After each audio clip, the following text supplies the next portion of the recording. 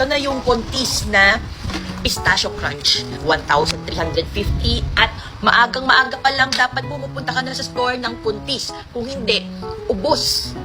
Hindi mo na siya maaabutan. Alam niyo kung gaano siya kalaki?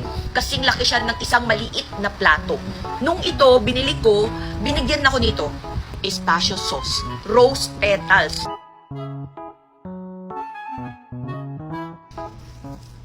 Tanggalin na natin ang kanyang plastic. At ito na ang ating kontis pistachio crunch. Oh, di ba? Ang ganda-ganda niya. At ito na, nakaslice na tayo. Narinig niyo yun? May crunch siya. Yung crunch ng kataypido. Matamis siya. Mga diabetics, di kayo po pwede dito, okay? Ito ay chocolate mousse. Kataypido. Chocolate. 8 out of 10.